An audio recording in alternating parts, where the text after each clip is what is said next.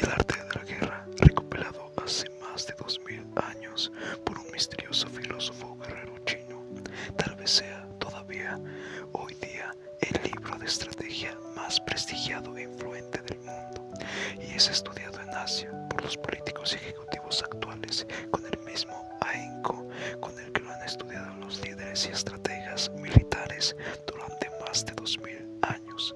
En Japón, país en el que se ha pasado directamente a una cultura empresarial a partir de una cultura feudal prácticamente de la noche a la mañana, los estudiantes contemporáneos del arte de la guerra han aplicado con la misma presteza la estrategia de este antiguo texto clásico a la política y al mundo empresarial. Por cierto, que algunas personas ven en los éxitos de Japón de posguerra un ejemplo de la máxima clásica de un Sun Tzu: es mejor ganar sin luchar. Como estudio de la anatomía de las organizaciones en conflicto, el arte de la guerra puede aplicarse a las rivalidades y conflictos en general, en todos los niveles de las relaciones, desde el nivel interpersonal hasta el internacional. Su objetivo es la invisibilidad, la victoria sin batalla y la fortaleza inexpugnable mediante la comprensión de los aspectos físicos, políticos y psicológicos del conflicto. Introducción. Según cuenta una vieja historia, un noble de la antigua China preguntó una vez a su médico, que pertenecía a una familia de sanadores, cuál de ellos era el mejor en el arte de curar. El médico, cuya reputación era tal que su nombre llegó a convertirse en sinónimo de ciencia médica en China, respondió: mi hermano mayor puede ver el espíritu de la enfermedad y eliminarlo antes de que cobre forma, de manera que su reputación no alcanza más allá de la puerta de la casa. El segundo de mis hermanos cura la enfermedad cuando todavía es muy leve, así que su nombre no es conocido más allá del vecindario. En cuanto a mí, perforo venas, receto pociones y hago masajes de piel, de manera que, de vez en cuando, mi nombre llega a oídos de los nobles.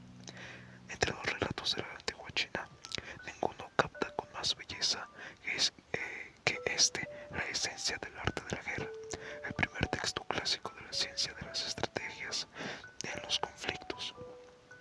Las artes de la curación y las artes marciales quizá constituyan un mundo aparte en cuanto a su utilización ordinaria, pero tienen paralelismos en varios sentidos. En el de reconocer, como cuenta la vieja historia, que cuanto menos se necesita algo o a alguien, tanto mejor. En el lugar de los sentidos de ambos grupos de artes requieren la estrategia para tratar la ausencia de armonía, y en el sentido de que para ambos el conocimiento del problema es la clave de la solución. Como en la historia de los antiguos senadores, en la filosofía de Sun Tzu, la eficiencia máxima del conocimiento y de la estrategia es hacer que el conflicto sea totalmente innecesario. Y lo mismo en dicha historia, Sun Tzu explica todos los grados de las artes marciales. La mejor técnica militar es la que frustra los complots de los enemigos. A continuación, lo mejor es deshacer sus alianzas, después atacar sus fuerzas armadas, y la peor es sitiar sus ciudades.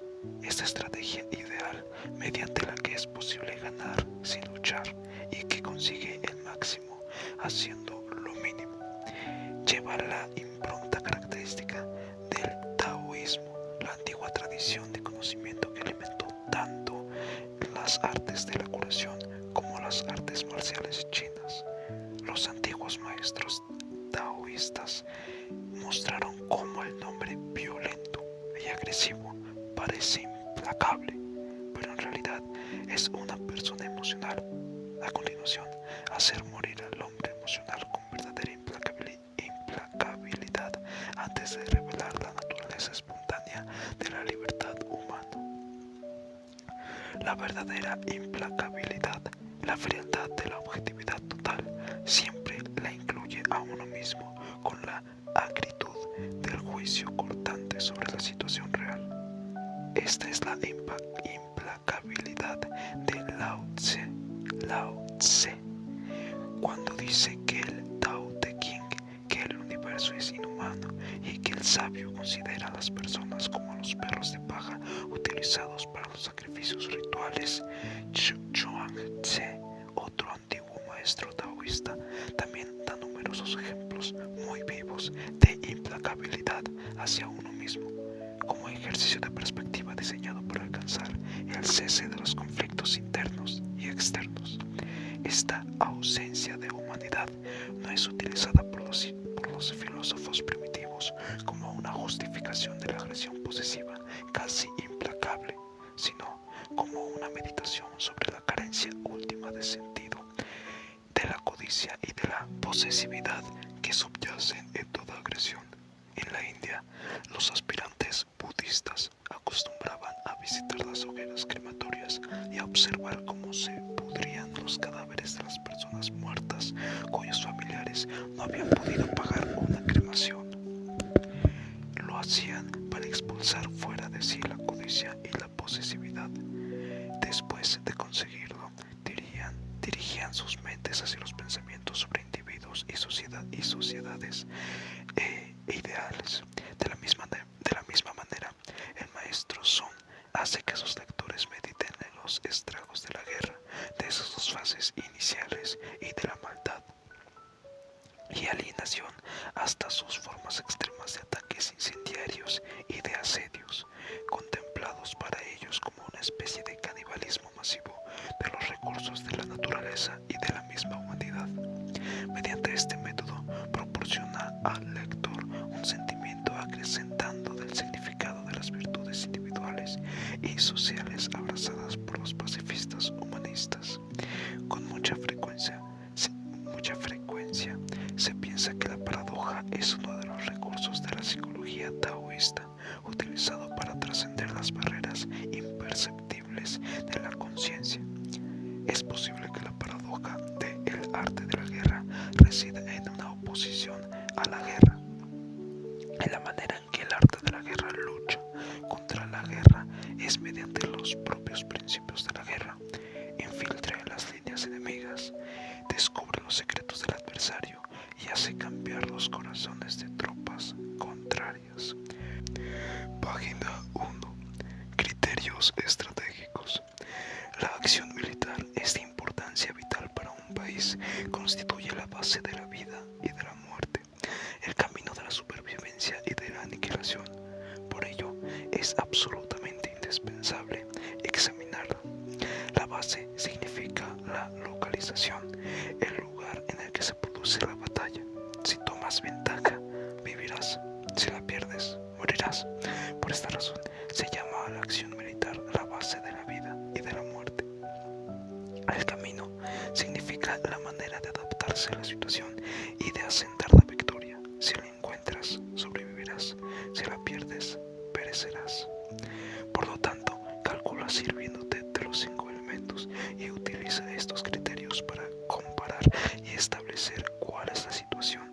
Los 5 elementos son el camino, el clima, el terreno, el liderazgo y la disciplina. Los elementos han de valorarse en el cuartel general. En primer lugar, haz una valoración de ti mismo y de tu adversario teniendo en cuenta estos 5 elementos para decidir quién está en situación de superioridad. Entonces podrás determinar quién tiene más probabilidades de ganar.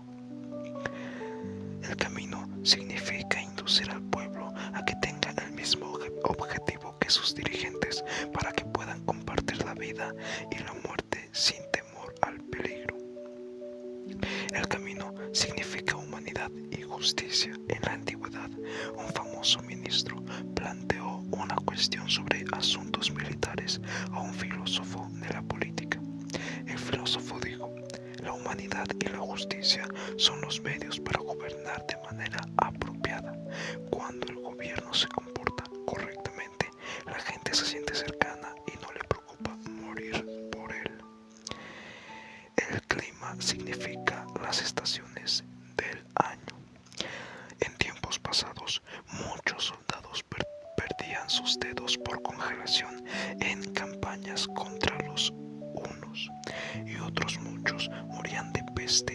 campañas contra las tribus del sur. Esto ocurría porque se llevaba a cabo dichas operaciones militares en invierno y en verano. El terreno debe ser valorado en términos de distancia, facilidad o dificultad de desplazamiento, dimensiones y seguridad. En cualquier operación militar es importante conocer en primer lugar la configuración del terreno. Cuando se conoce la distancia que hay que recorrer, se puede planificar si es necesario tomar el camino directo o hacer una circunvalación. Cuando se conoce la facilidad o la dificultad del desplazamiento, se puede determinar si es más ventajoso llevar tropas de infantería o de caballería. Cuando se conoce la extensión de la zona, se puede estimar el número de tropas que se necesita, si se necesitan pocas o muchas. Cuando se conoce la seguridad relativa del terreno, se puede entonces escoger si es mejor luchar o dispersarse. La autoridad es una cuestión de inteligencia, honradez, humanidad, valor y severidad. La vía de los antiguos reyes era considerar la humanidad como lo más importante, mientras que los expertos en artes marciales consideraban que la inteligencia era lo fundamental. Y esto porque la inteligencia implica la capacidad de planificar y de saber cuándo hay que hacer cambios de una manera eficaz. La honradez significa que la tropa tenga claridad respecto a las recompensas y a los castigos. Humanidad representa amor y compasión por las personas, teniendo conciencia de sus esfuerzos. El valor significa aprovechar sin vacilar las oportunidades para asegurar la victoria. La severidad es establecer la disciplina entre las tropas mediante castigos estrictos. Disciplina quiere decir organización, cadena de mando y logística. Organización quiere decir que las tropas deben estar agrupadas de una determinada manera. La cadena de mando significa que tiene que haber oficiales para mantener a las tropas unidas y estar al mando de ellas. Logística quiere decir vigilar los suministros. Cualquier general ha oído hablar de estos 5 elementos. Los que los conocen ganan y los que no los conocen pierden. Así pues, utiliza estos criterios para comparar y establecer cuál es la situación, es decir, qué autoridad política está en posesión del camino, qué general tiene las cualidades adecuadas, quién tiene el mejor clima y el mejor terreno, de quién es la disciplina más eficaz, a quién pertenecen las tropas más numerosas y mejor equipadas, qué oficiales y soldados están mejor entrenados, de quién es el sistema más claro de recompensas y castigos. Si sabes las respuestas, puedes saber quién será el vencedor. Los documentos clásicos dicen: el que amenaza de buena forma es mi jefe, el que me amenaza de manera cruel es mi enemigo. La cuestión es cómo lo hace un gobierno humano y cómo lo hace un gobierno cruel.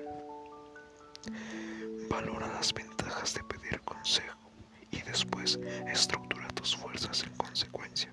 Para añadir tácticas suplementarias, las fuerzas han de ser estructuradas de manera estratégica, basándose en lo que es ventajoso. Una operación militar implica engaño, aunque seas competente. Aparenta ser incompetente, aunque seas efectivo, muéstrate ineficaz. Esto significa que si eres realmente competente y eficaz, debes mostrarte exteriormente como incompetente e ineficaz para sorprender al enemigo que había previsto esta argucia. El engaño tiene como objetivo obtener la victoria sobre el enemigo. Estar al mando de un grupo requiere capacidad para suscitar confianza.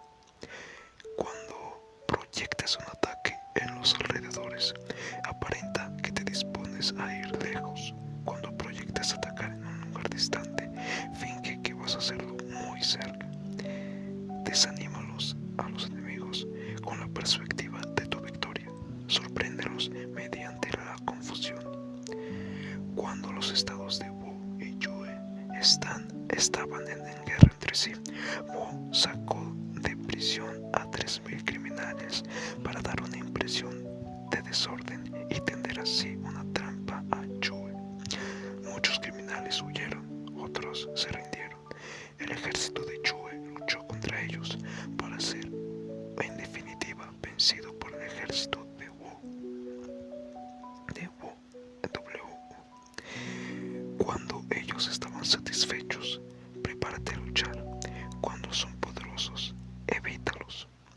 Si el gobierno enemigo está satisfecho, y esto quiere decir que existe un amor recíproco entre gobernantes y gobernados, existe confianza en el sistema de premios y castigos, y ahí los soldados están bien entrenados. Esto revela que tienes que estar alerta y preparado. No esperes a que haya una confrontación para hacer tus preparativos. Utiliza la cólera para confundirlos. Cuando su mando militar está descontrolado, tienes que irritarlo para que se encolorice y así se volverá impetuoso y olvidará su propia estrategia. Utiliza la humildad para que se muestren arrogantes. Cánsalos huyendo e introduce la división entre ellos. Atácalos cuando estén desprevenidos y haz tu movimiento cuando no se lo espere. Golpea sus puntos flacos. Ataca cuando estén descuidados. No permitas al enemigo calcular los preparativos.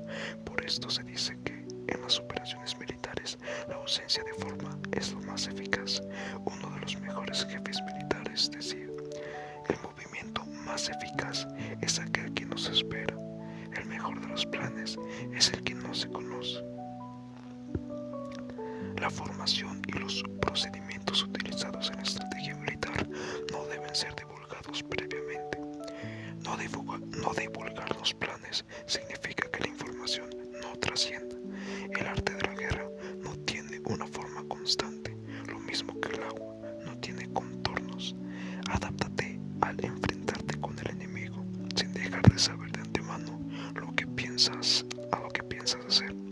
Por lo tanto, hay que tener en mente la valoración del enemigo y, ante los ojos, la observación de la situación.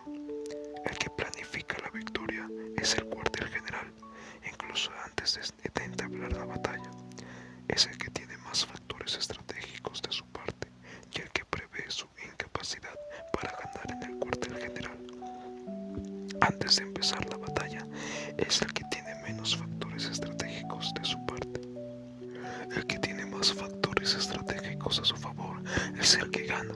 El que tiene menos factores estratégicos a su favor pierde. Y muchas más quien no tiene ningún factor estratégico a su favor. Considerando el asunto de esta manera, puedo ver quién va a ganar y quién va a perder. Cuando tu estrategia es profunda y amplia, es mucho lo que llevas ganado mediante tus cálculos, de manera que puedes ganar incluso antes de empezar a luchar. Cuando tu pensamiento estratégico es superficial y de corto alcance, es poco lo que puedes ganar mediante tus cálculos, así que pierdes antes de entablar la batalla. Por esto se dice que los guerreros victoriosos vencen primero y después van a la guerra. Primero que los guerreros vencidos van primero a la guerra y después intentan vencer. Número 2. En medio de la batalla. Cuando estés en medio de la batalla, incluso aunque estés ganando, continuar mucho tiempo en ella desanimará a tus tropas y embotará tu espalda. Si estás asediando una ciudadela, agotarás tus fuerzas. Si mantienes a tu ejército durante mucho tiempo en campaña, tus suministros serán insuficientes, algo que le pasó a Hitler cuando intentó invadir Rusia. Bueno, buena parte de todo el clima, etcétera, que se le vino encima, ¿no? Las armas son instrumentos de mala suerte. Emplearlas durante un largo periodo de tiempo producirá calamidades. Como se dice normalmente, los que disfrutan luchando y agotando sus fuerzas militares morirán inevitablemente. Cuando tus tropas están desanimadas, tu espada embotada, agotadas tus fuerzas y tus suministros son escasos, Los demás se aprovecharán de tu debilidad para sublevarse. Entonces, aunque tengas consejeros sabios, al final no podrás hacer que las cosas salgan bien.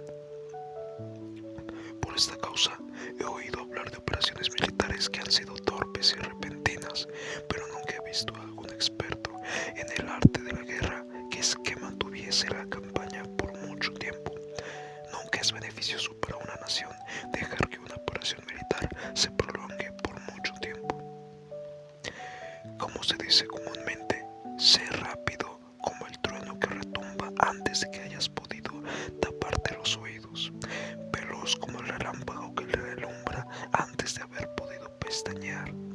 Por lo tanto, los que no son totalmente conscientes de las desventajas de servirse de las armas no pueden ser totalmente conscientes de las ventajas de utilizarlas.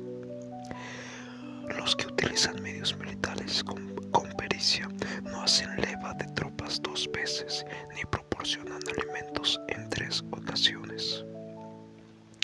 Esto quiere decir que no se debe llamar al servicio militar más de una vez y que inmediatamente después de alcanzar la victoria no se debe regresar al propio país para evitar una segunda leva de tropas. Al principio, esto significa proporcionar alimentos para las propias tropas, pero después se quitan los alimentos al enemigo. Claro. Si tomas los suministros de armas de tu propio país, pero quitas los alimentos al enemigo, puedes estar bien abastecido de armamento y de provisiones. Cuando un país se empobrece a causa de las operaciones militares, se debe al transporte de provisiones de un lugar distante. Si las transportas desde un lugar distante, el pueblo se empobrecerá. Los que habitan cerca de donde está el ejército pueden vender sus cosechas a precios elevados, pero se acaba de este modo el bienestar de la mayoría de la población. Cuando se transportan las provisiones muy lejos, la gente se arruina a causa del gasto. En los mercados cercanos al ejército, los precios de las mercancías se disparan. Por lo tanto, las largas campañas militares constituyen una plaga para el país. Cuando se agotan los recursos, los impuestos se recaudan bajo presión. Cuando el poder de los recursos se han agotado, se arruina el propio país. Se priva al pueblo llano del 70% de su presupuesto, mientras que los gastos del gobierno para equipamiento se elevan al 60% del suyo. Los habitantes constituyen la base de un país. Los alimentos son la felicidad del pueblo. Los gobernantes deben de respetar este hecho y ser sobrios. En consecuencia, un general inteligente lucha por desproveer al enemigo de sus alimentos. Cada kilo de alimentos tomados al enemigo equivale a 20 kilos que te suministras a ti mismo. Transportar un kilo de alimentos a una gran distancia equivale al gasto de comprar 20 kilos. Así pues, lo que arrasa al enemigo es la cólera. La motivación para saquearlo es la esperanza del botín. Cuando recompensas a tus hombres con el botín obtenido del enemigo, los harás luchar por propia iniciativa, y así podrás tomar los bienes del adversario. Por esto es por lo que se dice que donde hay grandes recompensas, hay hombres valientes. Por consiguiente, en una batalla de carros, recompensa dinero al que tome al menos 10 carros. Si recompensas a todo el mundo, no habrá suficiente para todos. Así pues, ofrece una recompensa a un soldado para animar a todos los demás. ¡Qué locura! Cambia sus colores de los soldados enemigos hechos prisioneros. Utilízalos mezclados con los tuyos. Trata bien a los soldados y préstales atención. Los soldados prisioneros deben de ser bien tratados para conseguir que luchen por ti. A esto se llama vencer al adversario e incrementar por añadidura tus propias fuerzas. Si utilizas al enemigo para derrotar al enemigo, serás poderoso en cualquier lugar a donde vayas. Así pues, lo importante en una operación militar es la victoria y no la persistencia. La persistencia beneficiosa. Un ejército es como el fuego, si no lo apagas se consumirá por sí mismo. Por lo tanto, sabemos que el que está en la cabeza del ejército está a cargo de las vidas de los habitantes y de la seguridad de la nación. Página 3. La planificación de un asedio. La regla general para la utilización de los medios militares consiste en que es mejor conservar un país enemigo intacto que destruirlo. Es mejor capturar intacto a su ejército que destruirlo. Mejor mantener una división intacta que destruirla. Mejor mantener un batallón intacto que destruirlo. Mejor mantener una unidad intacta que destruirla.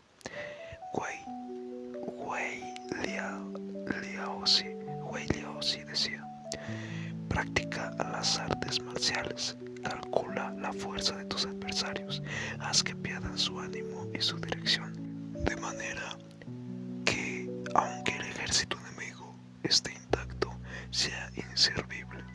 Esto es ganar mediante el Tao.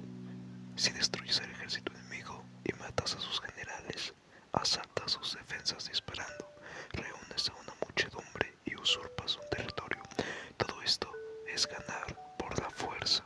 Por esto, los que ganan todas las batallas no son realmente profesionales.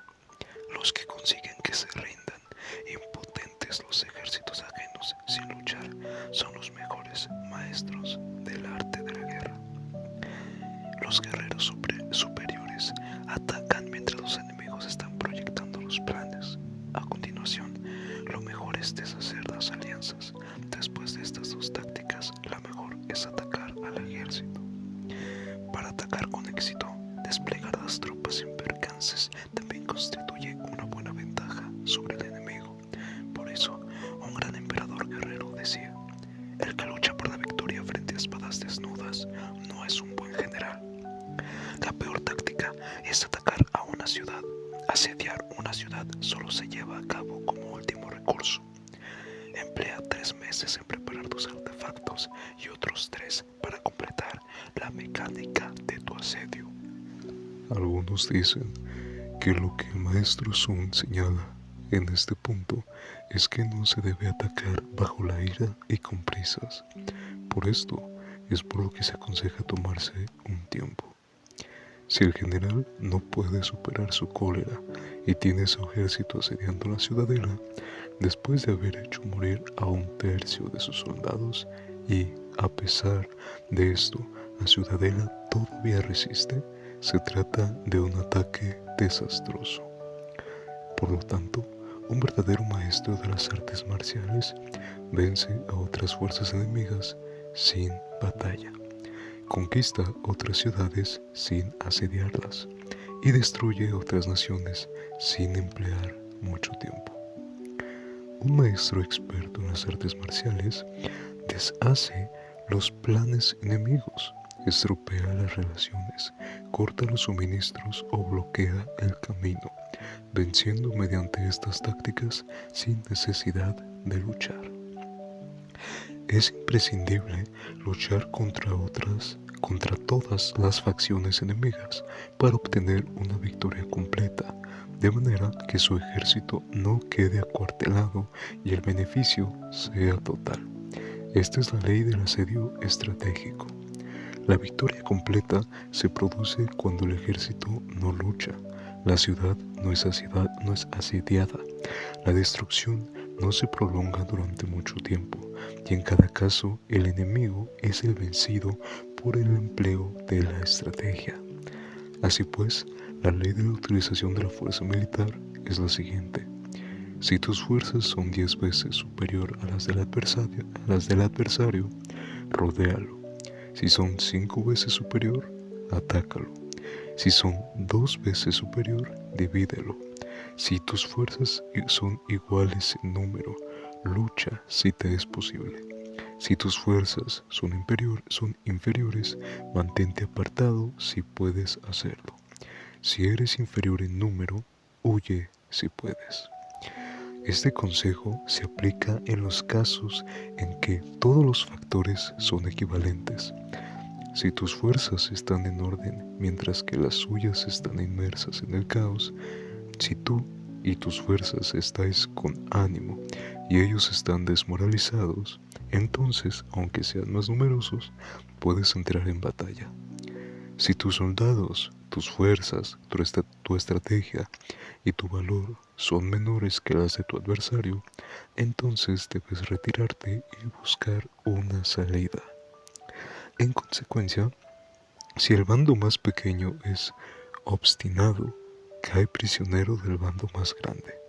Esto quiere decir que si un pequeño país no hace una valoración adecuada de su poder y se atreve a enemistarse con un gran país, por mucho que su defensa sea firme, inevitablemente se convertirá en una nación conquistada. Los anales primaveras y otoños dicen: si no puedes ser fuerte, pero tampoco sabes ser débil, serás derrotado. Los generales son servidores de la nación. Cuando su servicio es completo, el país es fuerte. Cuando su servicio es deficiente, el país es débil. Si los generales no protegen al gobernante y abrigan duplicidad en sus corazones, el país se verá debilitado. Por esta razón, es imprescindible ser cuidadoso al elegir a las personas para puestos de responsabilidad. Así pues, existen 3 maneras en las que un gobierno civil lleva al ejército al desastre. Cuando un gobierno civil, ignorando los hechos, ordena avanzar a sus ejércitos o retirarse cuando no deben hacerlo, a esto se le llama inmovilizar al ejército. Cuando un gobierno civil ignora los asuntos militares, pero comparte en pie de igualdad el mando del ejército, los soldados acaban confusos. Cuando los gobernantes civiles ignoran cómo llevar a cabo las maniobras militares, pero comparten por igual su dirección, los soldados están vacilantes. Una vez que los ejércitos están confusos y vacilantes, empiezan los problemas procedentes de los adversarios. A esto se le llama perder la victoria por trastornar el aspecto militar. Si intentas utilizar los métodos de un gobierno civil para dirigir una operación militar, la operación será confusa. Por tanto, existen 5 maneras de conocer al futuro vencedor. Ganan los que saben cuándo luchar y cuándo no. Los que saben discernir cuándo utilizar muchas o pocas tropas. Los que tienen tropas cuyos rangos superiores o inferiores tienen el mismo propósito. Los que se enfrentan con preparativos a enemigos desprevenidos, los que tienen generales competentes y no están limitados por sus gobiernos. Estas 5 son las maneras de conocer el futuro vencedor. Hablar de órdenes del gobierno respecto a todo esto es como ir a anunciar a tus superiores que quieres apagar un fuego. Para cuando quieras volver, ya no quedan sino cenizas. Por consiguiente, se dice que si conoces a los demás y te conoces a ti mismo, ni en 100 batallas recorrerás peligro. Si no conoces a los demás, pero te conoces a ti mismo, perderás una batalla y ganarás otra. Si no conoces a los demás, ni te conoces a ti mismo, correrás peligro en cada batalla. Número 4. El orden de batalla. Antiguamente, los guerreros expertos se hacían a sí mismos invencibles en primer lugar y después se abordaban a descubrir la vulnerabilidad de sus adversarios. Hacerte invencible significa conocerte a ti mismo. Aguardar a descubrir la vulnerabilidad del adversario significa conocer a los demás. La invencibilidad está en uno mismo. La vulnerabilidad está en el adversario. Por esto, los guerreros expertos pueden ser invencibles, pero no pueden hacer que sus adversarios sean vulnerables. Si los adversarios no tienen orden de batalla sobre el que informarse, ni negligencia o fallos de los que aprovecharse, puedes vencerlos aunque estén bien pertrechados. Por esto es por lo que se dice que la victoria puede ser percibida, pero no fabricada. La invencibilidad es una cuestión de defensa, la vulnerabilidad una cuestión de ataque. Mientras no hayas observado vulnerabilidades en el orden de batalla de los adversarios, oculta tu propia formación de ataque y prepárate para ser invencible con la finalidad de preservarte.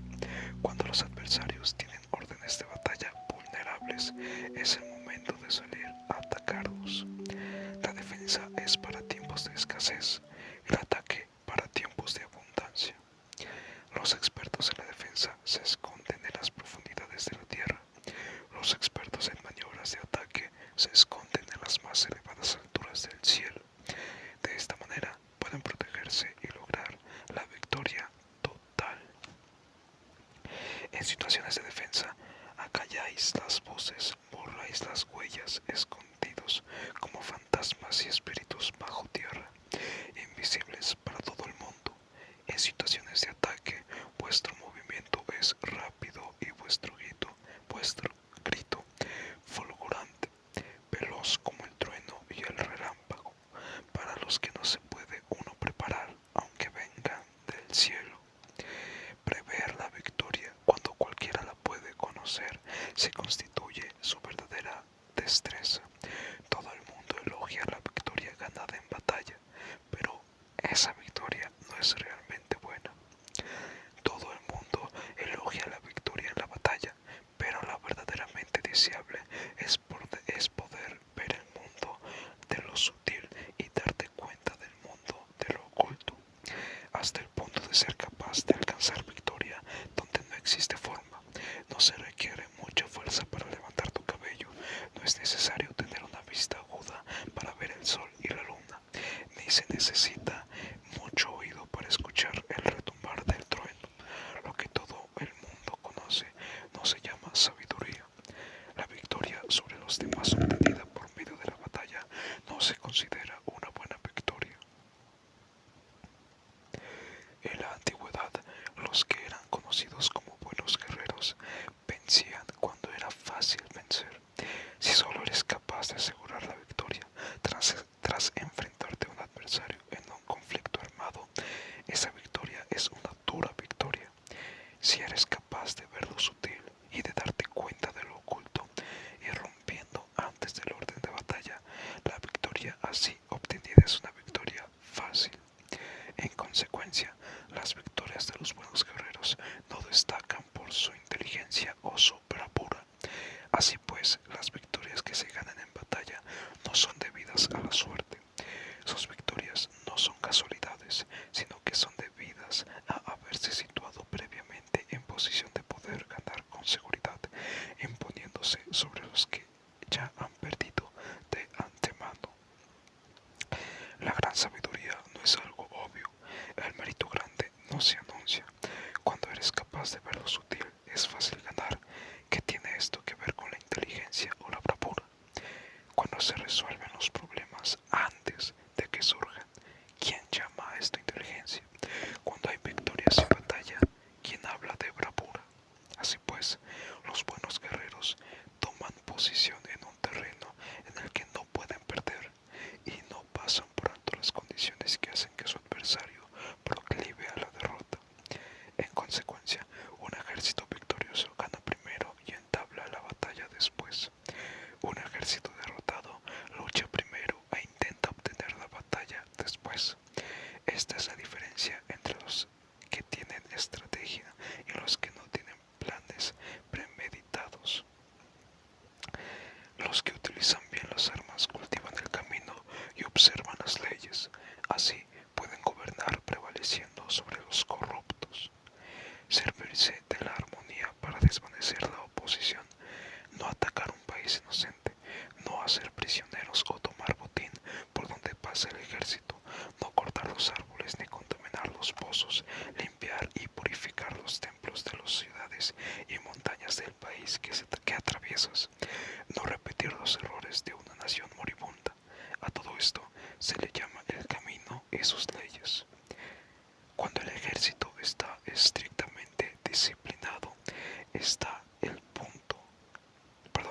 punto en el que los soldados morirían antes que desobedecer las órdenes, y las recompensas y los castigos merecen confianza y están bien establecidos. Cuando los jefes militares son capaces de actuar de esta forma, pueden vencer a un gobierno civil corrupto enemigo. Las reglas militares son 5: medición, valoración, cálculo, comparación y victoria. El terreno da lugar a las mediciones, estas dan lugar a las valoraciones a los cálculos, estos a las comparaciones y las comparaciones dan lugar a las victorias. Mediante las comparaciones de las dimensiones puedes conocer dónde se halla la victoria y la derrota.